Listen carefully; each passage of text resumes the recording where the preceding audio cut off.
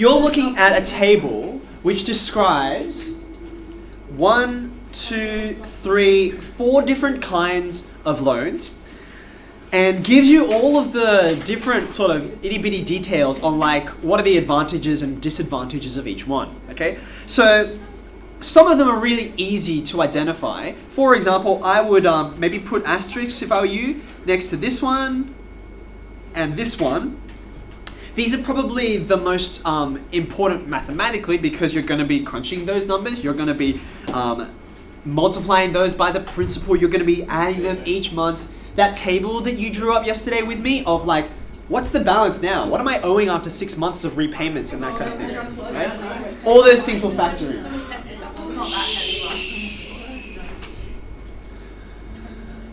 So those are the obvious ones, and I don't think I need to explain what those are to you. But then there's all the rest of this stuff. So we'll begin at the top because that's the simplest.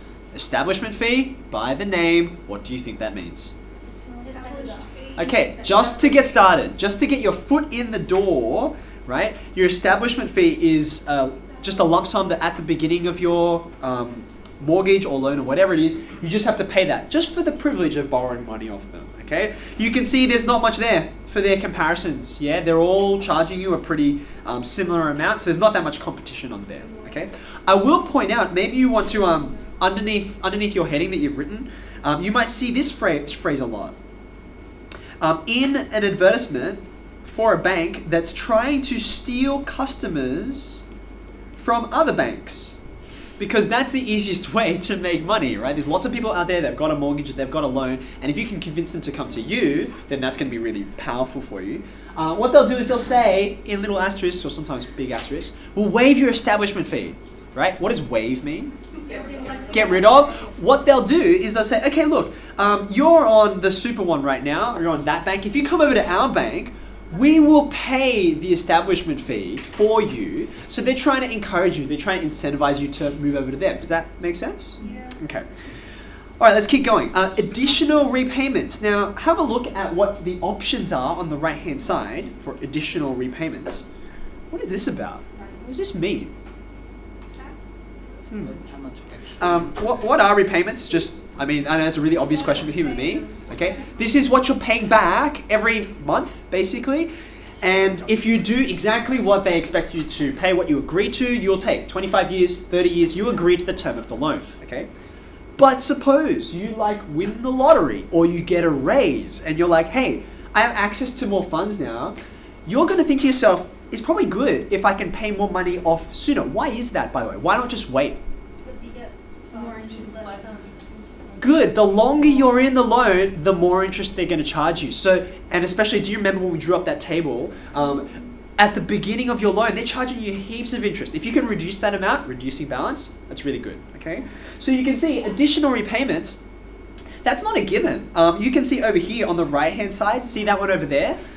Look at the name. This is a fixed loan, okay? So they're like, look, the agreement on which we've set this up is, no, we're not going to let you make additional repayments. Why?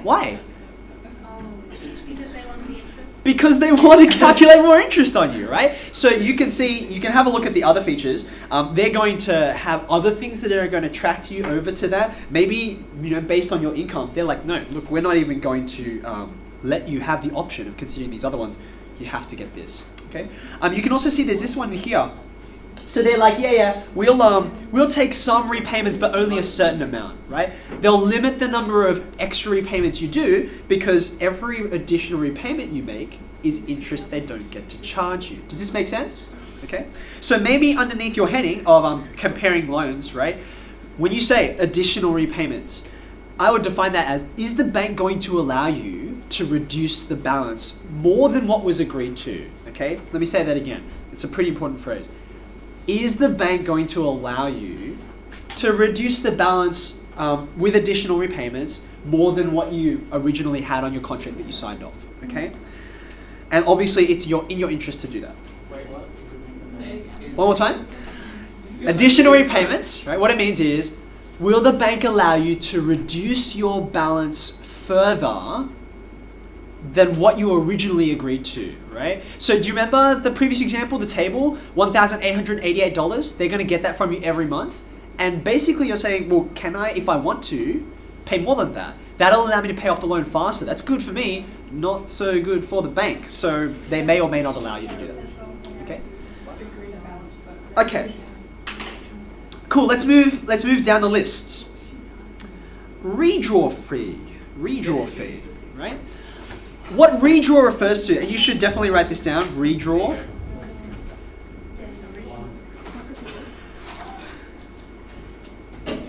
Grab a seat. What redraw refers to is when you are paying off your loan, right? When you're paying off your loan, maybe you start off and you're like, I owe the bank $250,000, okay? Which is a lot of money. Now, here's the thing. You've got to go through an approval process for this. Do you remember how I said to you before, borrowing money, right? When you borrow money from the bank, basically they're kind of like investing in you. Does that make sense? They're like handing you a sum of money, a big sum of money, and letting you use it for whatever purposes, okay? Now, you imagine yourself as an investor. If you're an investor, you're not just going to invest in any old company out there, right? What are you going to do? How are you going to choose who you invest in? Make sure it's like stable and not going to. You want a stable company? You want maybe a company that's actually going to grow, is not like an industry that's like shutting down, okay? Don't invest in Blockbuster, those kinds of things. So you're going to choose carefully, right? You're going to choose carefully.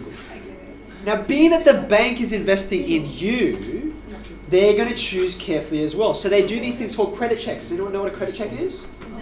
What's it? Anyone? I think it's like, do you check if you pay back like your credit card? Yeah, that's right. So your creditors, right? They're people who have lent you money in the past. And they're going to have a record of, Akil paid back his debts all on time. Everything was fine. He has a really good credit rating. As opposed to Mr. Wu, my goodness, I had to chase him so hard. He didn't even pay it all off. It was a disaster. So they do this kind of thing. They check that. They check what your current income is, whether you have a permanent or a temporary job, all those kinds of things. And here's the thing, right?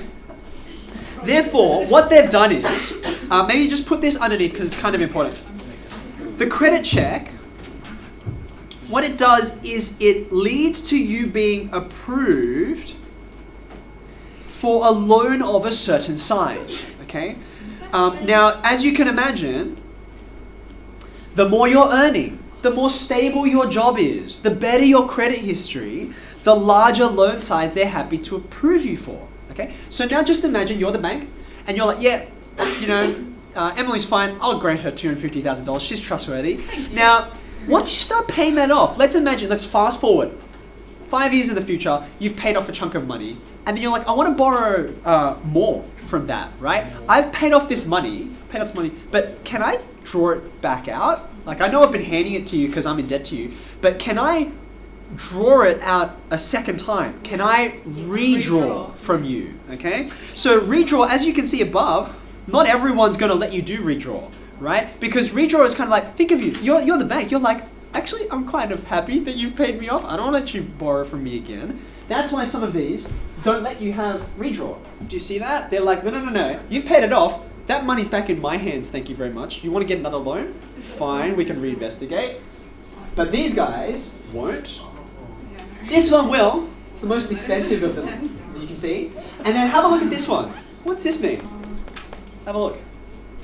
So like each click, if you want to redraw, you have to pay like 300 reals up front, and then every time that you redraw, you go. Yeah, so you can see they're like, redraw represents financial risk for them, right? So therefore they're like, well, if you want to do it, fine, but we're not going to make it easy for you. We will charge you for that privilege. Okay, does that make sense? So redraw is about making withdrawals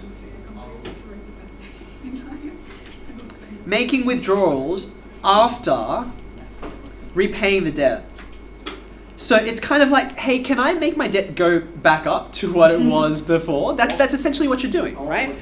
And it's founded on this idea of the credit check that if we checked you before and we gave you a thumbs up, then if you have the right plan, we'll allow you to go back up to that debt level because we're sort of we know you're reliable enough to pay it off. And they'd be kind of happy though because then they can get more interest. Yes, but only to a certain extent because, like, let's just imagine, go to the nth degree. I could just keep on redrawing, and they're like, great, but you know the principle of you never sue someone unless they've got something you can gain from them? Well, there's no point them charging me interest if I'm never going to pay them off. I'm just going to file for bankruptcy in 5 years and then all the debt is gone, right? So therefore, like, You can do that? it's... Well, yes, it can. Guess what it does to your credit rating? Yeah. So obviously you don't want to go there, but people do. Companies declare bankruptcy all the time because they're like, we've racked up these huge amounts of debts and we just physically can't pay them off. You know? We take out loans to repay our loans, and then we run out of people who are willing to give us loans.